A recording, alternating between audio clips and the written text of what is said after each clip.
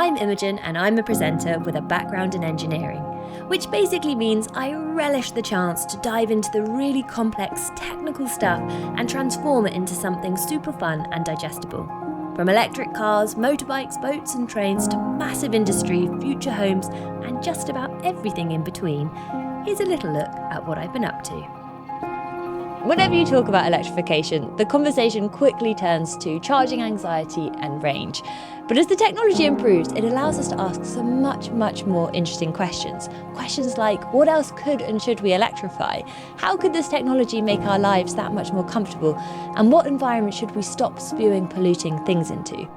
And it's those questions that bring us to beautiful places like this. This story really tells the cyclical nature of trends in technology. A huge piece of infrastructure can go from essential to almost forgotten when a seemingly more efficient and faster technology comes along. What we've seen here today is a fascinating insight into precisely what it takes to build this monumental piece of infrastructure. We've seen precisely what it means to generate 1,100 megawatts of power and what it takes to get there. But as the world needs more electricity, it's going to be this complex interwoven web of making various trade-offs, of looking for the right combination of big mega projects and local solutions, of looking at home energy improvements, and also identifying the mechanisms with which we pay for electricity. Whatever the combination is, it's not going to be a one-size-fits-all solution. It will be a buffet of stuff that's going to involve various technologies, values, trade-offs, and solutions. The other thing that I also just did not expect was how much I would genuinely fall in love with this bike. It has so captured my imagination, and as you ride past people, they look at you and they smile at you and they're intrigued by it. And in a setting that's as beautiful as Oxford, I just think it fits in so blooming perfectly. PPE and safety gear seem to be a staple on a lot of my shoots.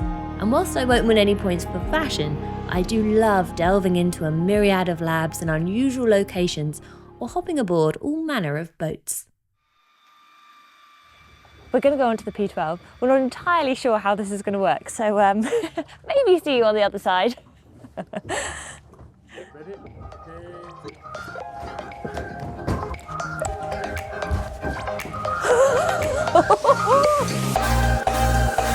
That's undersized. Can I release it? Yeah.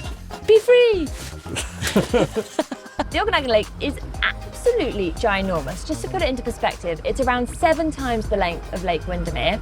So, as you can imagine, a ripe opportunity for a ton of water sports. The thing that is really striking about this is that it's just so quiet. And that feels incredibly appropriate. We're in this amazing landscape. It would feel totally inappropriate to be super loud with an engine sort of guzzling fuel as we go down the river, which can only be a very good thing when you are this close to a load of hippos, which we're just looking at just over there. I host a number of podcasts. On Green Queens, my co-host Abby and I are adding some sparkle and silliness to the sustainability conversation. We chat to countless leaders from every industry imaginable, from fashion and travel to food, sport and business. We've done a bit of a school trip. We are literally like 2 13-year-old girls on a school trip. Sustainability and circularity as a topic has shifted from being part of the corporate social responsibility agenda to being front and centre part of a business's strategy. Could you walk us through the difference between a mined diamond, a synthetic diamond and a lab-grown diamond? We're here for each other, but we're also here to represent the things for the women who we may never get to meet. Let's end it here. Yeah. I think with the caveat that I know we haven't spoken about charging. We could definitely get into that another time. We've got another episode. We've got another few years of this podcast. We've got so much to talk about. Charging, here we come. Yeah, do keep spamming me on social media because it's all good content for the pod.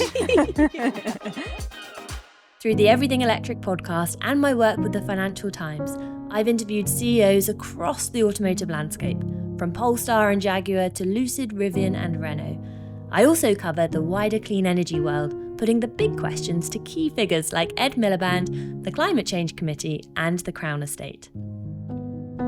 Whether on screen or off, I adore shining a light on the incredible people, technologies and stories shaping our future. Thank you so much for indulging this little foray into my recent work.